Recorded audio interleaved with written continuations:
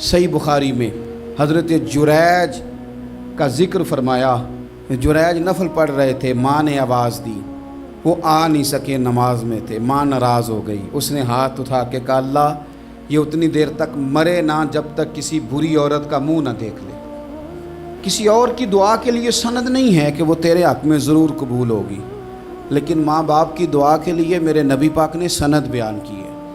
सैयद आलम सल्लल्लाहु अलैहि वसल्लम फरमाते हैं, जब भी माँ बाप औलाद के लिए हाथ उठाते हैं रब ज़रूर कबूलियत का शर्फ अता करता है। तो जहाँ सनद मौजूद है ना, कुछ इफ्तिताह अब्बा जी से भी करा लेनी चाहिए। कुछ काम शुरू करने से पहले सिर्फ अम्मा से ही दुआ करा लेनी चाहिए। ये वाला इफ्तिताह भी बड़े काम का है, क्योंकि यहाँ सनद बयान कर दिया मेरे नबी करीम। तो जनाब जुरैज की माँ नाराज़ हो गई, कहने लगी अल्लाह इसने मेरी बात नहीं सुनी। अब थे तो वो नेक, लेकिन रब करीम की हिकमत का तकाजा है, माँ की दुआ को भी कबूल करना था। अल्लाह ने आजमाइश में मुब्तला कर दिया। वालदा तो चली गई, वो एक खैमे में, एक कुटिया में, एक झोंपड़ी में इबादत करते थे, अल्लाह को याद करते थे, रब रब करते थे, और लोग उनकी बड़ी तारीफ़ भी करते थे। लोग उनके इरादतमंद भी थे, अकीदतमंद भी थे, अहले मोहब्बत भी थे। एक औरत आ गई, बस वो अल्लाह की हिकमत पूरी होनी थी। उसने आके पहले तो उन्हें अपनी तरफ माइल करना चाहा, जब ना माइल हुए तो इल्ज़ाम लगा दिया। ये हमारे दौर का तकाजा है, लोग पहले आपको अपने हक़ में कायल करते हैं, अपनी फर्मा बरदारी में लाना चाहते हैं। अगर आप नहीं आते तो फिर वो आपको मुजरम करार दे देते हैं, या मेरे साथ चल वरना फिर मैं तेरे खिलाफ प्रोपेगेंडा करूँगा। दो ही बातें। पहले उसने कायल किया, जब जनाब जुनैज कायल ना हुए तो उसने करीब एक चरवाहा था, उस चरवाहे के साथ जाके मुंह काला किया। मुकर्रर वक्त पे बच्चा पैदा हो गया। लोगों ने कहा किसका है? कहने लगी इस खानका में, इस हुजरे में इबादत करने वाले का है। अगर किसी दीनदार पर ज़रा सा भी इल्ज़ाम लग जाए तो आप यकीन करें कि बड़े बड़े खौफनाक लोग भी नेक हो जाते हैं। जिनका अपना सारा माजी काला स्याह हो वो भी उजालों के राहबर बन जाते हैं। जिनकी अपनी ज़ुबानें सारी ज़िंदगी आलूदा रही हों वो भी बड़े बड़े आला सच बोलने लगते हैं। आला कच्चे मेरे मकान की दीवार क्या गिरी, लोगों ने तो मेरे सहन में रस्ते ही बना लिए। बड़े लोग आ जाते हैं, फिर बड़ा कुछ करते हैं और बड़े बड़े खौफनाक जुमले कसते हैं। बस को नुक्ता जो हाथ आ गया, ऐसा जैसे गिरने का इंतज़ार कर रहे थे। अब जनाब लोग उठे, एहतजाज शुरू हो गया, शोर पड़ गया। ये बाबा बड़ा नेक बनता था, नफल पढ़ता था, इबादतें करता था, देखो इसका हाल क्या है कि इसने नाजायज़ बच्चा पैदा किया।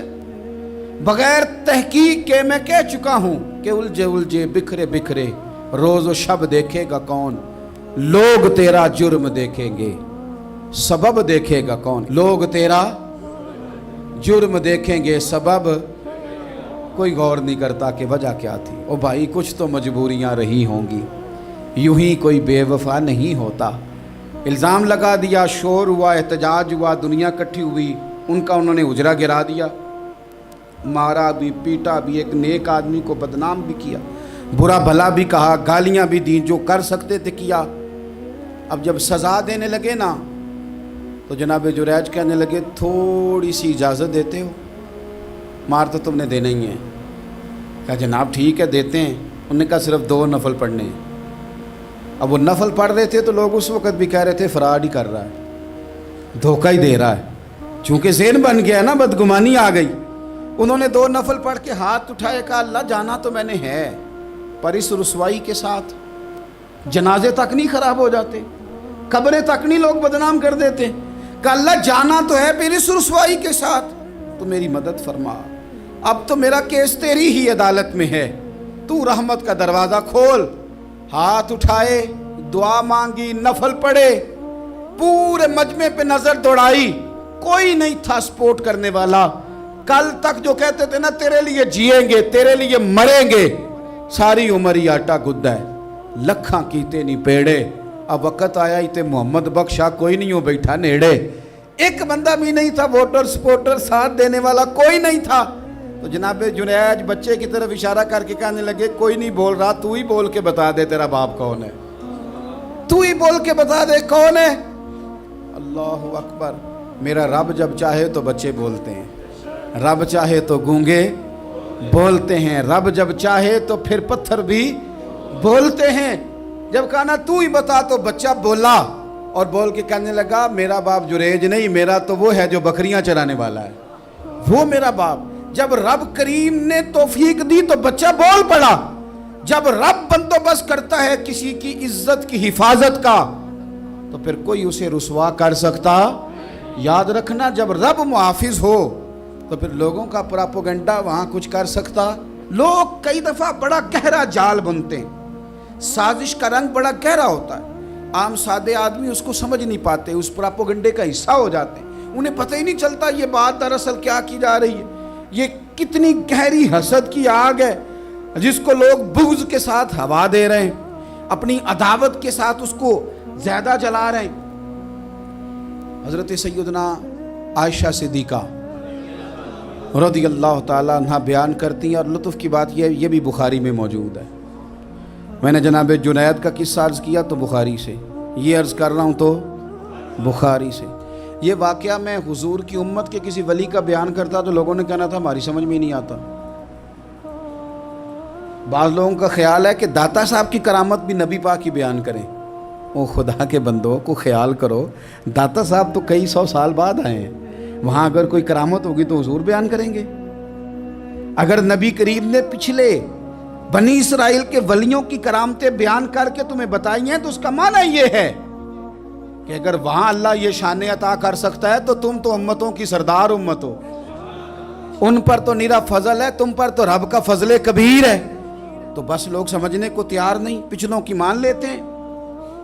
جناب آصف بن برخیہ کی کرامت جو سورہ نمل میں آئی وہ تو مانیں گے، پر غوث پاک کی کرامت یہ پتہ نہیں عجیب فلسفہ ہے، اور کس طرح کا فلسفہ ہے یہ سمجھ سے بالاتار ہے کہ بنی اسرائیل کا کوئی ولی ہو تو اس کی کرامت ہو سکتی ہے اور نبی پاک کی امت کا ہو تو اس کی ہو ہی نہیں سکتی۔ کیا معنی ہے اس بات کا؟ اور لوگ ہیں کہ داد و تحسین دے رہے ہیں، واہ واہ کر رہے ہیں۔ اللہ تعالیٰ سمجھنے کی توفیق عطا فرمائے۔ حضرت عائشہ صدیقہ رضی اللہ تعالیٰ عنہ فرماتی ہیں ایک عورت تھی اور اسے نبی پاک صلی اللہ تعالیٰ علیہ وسلم نے وہ کلمہ پڑھ کے مسلمان ہوئی، مدینہ طیبہ آ گئی تو حضور نے مسجد نبوی شریف میں اس کے لیے مکان، ایک سادہ سا کمرہ ساتھ مسجد کے بنوا دیا، وہیں رہنے لگی۔ اکثر وہ سیدہ طیبہ کے پاس آتی تو حضرت عائشہ صدیقہ رضی اللہ تعالیٰ عنہ فرماتی ہیں وہ بڑی باتیں سناتی اور آخر میں کہتی وہ ہار والا دن بھی بڑا عجیب دن تھا اور میرے رب کی قدرتوں کا دن تھا، وہ بھی بڑا عجیب دن تھا۔ سیدہ عائشہ صدیقہ رضی اللہ تعالیٰ عنہ ایک دن فرمانے لگی کہ تو ہار والے دن کا بڑا ذکر کرتی ہے، وہ کیا دن تھا؟ تو خاتون کہنے لگی اماں جی وہ دن تھا جب میرے رب پر بھروسہ اور مضبوط ہو گیا، جس دن میرا اپنے رب پر توکل اور بڑھا، میرے ایمان میں یقین میں اور پختگی آئی۔ کہنے لگی میں ایک گھر کی کنیز تھی، نوکرانی تھی، اس گھر میں ایک بچی تھی جس کے پاس سونے چاندی ہیرے جواہرات کا ہار تھا۔ اس زمانے میں چمڑے کے اوپر لوگ ہیرے جواہرات لگاتے تھے، کئی دفعہ سرخ رنگ کے چمڑے پہ لگائے جاتے تھے، وہ بچی پہنتی تھی تو کہتی ہوں بچی کے اس نے اتار کے رکھا یا اس سے گرا وہ ہار تو چیل اسے اٹھا کے لے گئی گوشت سمجھ کے اور میرے سامنے اٹھا کے لے گئی۔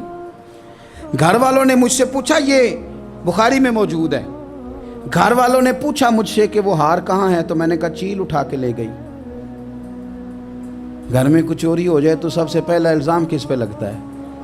ملازمین پہ۔ کہتے انہوں نے مجھے بڑا مارا، بڑی تکلیف تھی، حتیٰ کہ میری شرمگاہ تک کی تلاشی، میری عزت اتنی خراب کی میں بتا نہیں سکتی۔ میں نے اپنی زندگی میں ایک واقعہ دیکھا، ایک امیر گھر میں چوری ہو گئی، ملازم کو اتنا مارا کہ وہ چارپائی پہ پڑ گیا، پولیس والوں سے اتنی مار پروائی گئی کہ وہ بیچارہ چارپائی پہ پڑ گیا، اور پھر وہ اتنا بیمار ہوا اور کچھ دنوں کے بعد پتہ چل گیا کہ چور تو اپنا بیٹا ہے ان کا، پھر اس کا انتقال ہو گیا۔ اب وہ سیٹھ صاحب اور گھر والے آ کے مرنے والے کے کان میں معافیاں مانگ رہے ہیں، کان میں۔ تو میں نے ان سے پھر کہا تھا کہ یہ تو اب چلا گیا ہے، تمہارا زور چلتا تھا نا تو تم نے قانون خریدا اور تم نے اسے جتنا ہو سکا تم نے اسے مار پڑوائی، تمہارے پاس جو عدالتیں تھیں تم نے وہاں کارروائی کی، اب ایک عدالت قیامت کے دن لگے گی۔ یہ کمزور تھا نا، کچھ کر نہیں سکا۔ میرے نبی پاک صلی اللہ علیہ وسلم نے فرمایا سن لو، اگر سینگ والی بکری نے بغیر سینگ والی بکری کو تکلیف دی ہوگی نا تو قیامت کے دن اسے بھی بدلہ دینا پڑے گا کہ تیرے پاس سینگ تھے اور تو نے اسے مارا تھا۔ وہ خاتون عرض کرتی ہے سیدہ عائشہ کی خدمت میں کہ مجھے بڑا مارا، مجھے تکلیف دی، میں کہہ رہی تھی کہ میرے سامنے چیل لے گئی ہے پر وہ نہیں مان رہے تھے، اماں جی انہوں نے مجھے بڑا مارا۔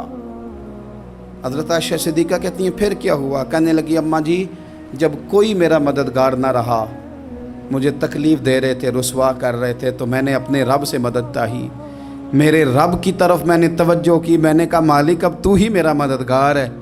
کہتی ہے وہ مجھے مار رہے تھے تو وہ چیل جو ہار لے گئی تھی وہی لے کے واپس آ گئی، اور ہمارے سروں کے قریب لا کے اس نے جب اس ہار کو پھینکا، وہ مجھے چھوڑ کے سائیڈ پہ ہوئے، وہ میری بے گناہی جان گئے، لیکن آپ کو بتاؤں اس دن سے میرا اپنے رب پر یقین اور بڑھ گیا۔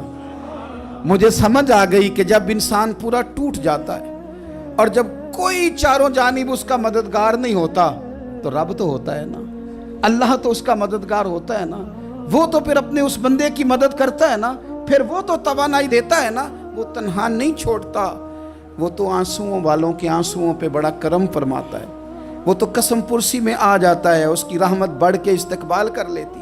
تو بھائی جب آپ پر اللہ کی حکمت کے تقاضے پورے ہونے لگیں اور زندگی میں کبھی کوئی ایسا وقت آئے کہ آپ محسوس کریں کہ تنہا رہ گئے ہیں اور کئی اپنے بھی مخالفین کی جماعت میں نظر آنے لگے ہیں، تو اس وقت پھر دل، روح، زبان اور ذہن کو یکجا کر کے سمجھ لینا کہ جب ساری دنیا ساتھ چھوڑ جاتی ہے تو رب کی رحمتیں اس وقت بھی ساتھ رہتی ہیں اور اللہ کی مدد اس وقت بھی بندے پہ کرم نوازی کرتی ہے۔ ایک اور حدیث سنیں، لطف کی بات یہ ہے یہ بھی بخاری میں ہے، یہ بھی واقعہ بخاری میں ہے۔ اللہ اکبر۔ ایک شخص نے ایک بندے سے قرض مانگا، اس نے کہا مجھے قرضہ دو۔ وہ کہنے لگا کہ کتنا قرضہ؟ اس نے کہا 1000 دینار۔ دینار سونے کا ہوتا تھا، درہم چاندی کا ہوتا تھا۔ 1000 دینار چاہیے۔ اس نے کہا کوئی گواہ ہے تیرے پاس؟ غریب کا گواہ بھی کوئی نہیں بنتا، کبھی الجھ جائے نا کوئی بندہ تو کئی اپنے بھی کہہ دیتے ہیں کہ ہم اس کے قول فعل کے ذمہ دار نہیں ہیں۔ ایک غریب آدمی کو قرض کی ضرورت پڑ گئی، 1000 دینار چاہیے۔ میں کہہ چکا ہوں کہ درہم چاندی کا ہوتا تھا، دینار سونے کا، اب 1000 دینار لینا ہے۔ تو جس بندے سے اس نے کہا، اگرچہ وہ نیک بندہ تھا، اس نے کہا یار 1000 دینار دے دو، تو کہنے لگا کوئی گواہ ہے تیرے پاس؟ وہ کہنے لگا غریبوں کا گواہ کون ہوتا ہے؟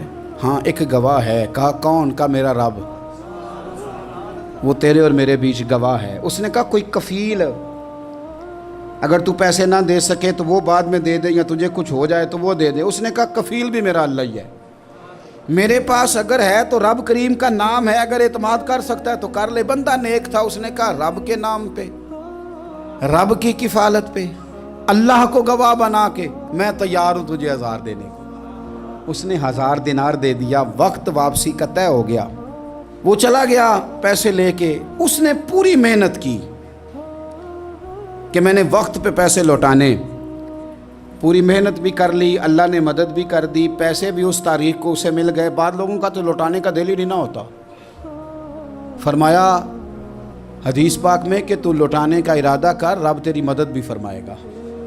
لیکن یہاں بہت سارے لوگ کہتے ہیں خیر ہے، ارادہ ہی نہیں، تو پھر جس طرح کا بندے کا گمان ہو رب بھی اسی طرح کا معاملہ فرماتا ہے۔ اس نے پیسے جمع بھی کر لیے اور واپس دینے کو تیار بھی ہو گیا، لیکن رستہ بحری جہاز کا تھا، کشتی کا تھا، دریا کے رستے واپس آنا تھا۔ اب وہ جب آ گیا دریا کے کنارے تو بڑی کوشش کی، پر وہاں اسے کوئی کشتی نہیں ملی۔ وقت پہ پیسے لوٹانے ہیں، سفر کرنا ہے، اب سواری میسر نہیں ہے۔ سوچ سوچ کے پریشان تھا کہ میں نے تو اللہ کے نام پہ لیے۔ اچانک دل میں ایک تجویز آئی، اس نے ایک لکڑی لی، لکڑی کو اندر سے کھولا، 1000 دینار اس میں بھرا، بخاری پڑھ رہا ہوں، اور ساتھ ایک خط بھی لکھا کہ یار میں پیسے پہنچانا چاہتا تھا پر مجھے کوئی چیز نہیں ملی دریا کے اس پار آنے، اللہ کے نام پر تیری طرف روانہ کر رہا ہوں۔ اور یہ کہہ کہ وہ لکڑی دریا میں رکھ دی، وہ لکڑی ڈوب گئی ہے، واپس آ گیا۔ وہ جس نے پیسے لینے تھے وہ عین مقررہ وقت پر دریا کنارے آیا۔ صبح سے سر شام تک اس نے انتظار کیا، دل ڈھلنے لگا تو دل میں خیال آ گیا کہ یار نہیں، اس نے دینے ہی نہیں۔ جھوٹا وعدہ کر گیا، پہنچا ہی نہیں وقت پہ۔ اب جب واپس لوٹنے لگا تو اچانک دریا میں ایک لکڑی تیرتی ہوئی دکھائی دی۔ کہنے لگا لے جاتا ہوں، شام کو روٹیاں پکانے کے کام آئے گی، ایندھن بنا کے جلا لوں گا، ہنڈیا پک جائے گی۔ لکڑی اٹھا کے جلانے کے لیے گھر لایا، گمان تھا کہ وہ نہیں آیا وعدہ کر کے، اللہ کو کفیل اور وکیل بنا کے اور گواہ بنا کے پھر بھی نہیں آیا۔ لکڑی لے کے گھر گیا، بخاری ہے، اور جب اس کو چیرا نہ کہ میں اس کی آگ جلاؤں گا، کھولا تو اندر سے 1000 دینار بھی نکل آیا، خط بھی نکل آیا۔ اب ذرا سمجھنا، اس کے دل میں بات کس نے ڈالی کہ تو لکڑی میں پیسے ڈال دے؟ اللہ نے۔ اس بندے کو مقررہ وقت پہ کنارے بھیجا کس نے؟ لکڑی صرف اسی کے ہاتھ آئی تو یہ بندوبست کیا کس نے؟ اللہ نے۔ گھر جا کے چیری تو پیسے بحفاظت اس تک پہنچائے کس نے؟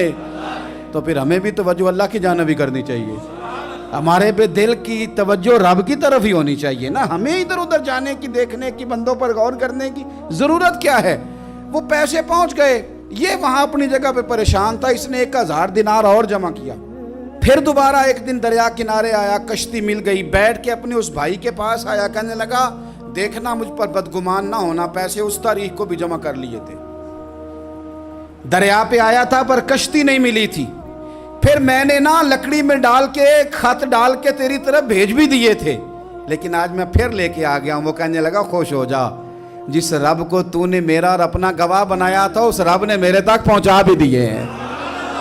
جب لوگ اللہ کو گواہ بناتے ہیں، رب کی جانب اپنی توجہ کرتے ہیں، اپنی چاہتوں، خواہشات اور اپنی ساری چٹھیاں اپنے رب کریم کی رحمت کی طرف روانہ کرتے ہیں، پھر اللہ اپنے بندوں کو مایوس نہیں کرتا، اللہ اپنے بندوں کو نواز دیتا ہے، اللہ تبارک و تعالیٰ اپنے بندوں پہ کرم نوازی کرتا۔ او سنگیو، ساری امیدیں سیٹھوں، نوابوں، دنیا داروں سے کیوں وابستہ کرتے ہو؟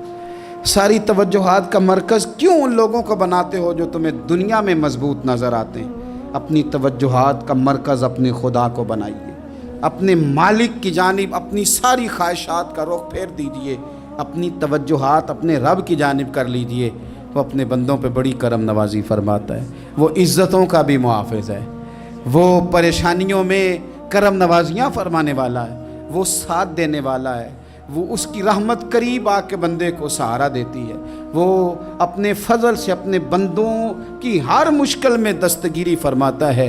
اسیاں سے کبھی ہم نے کنارہ نہ کیا، اور تو نے بھی تو دل آزردہ ہمارا نہ کیا، ہم نے تو جہنم کی بہت کی تدبیر، پر مولا تیری رحمت نے گوارا نہ کیا۔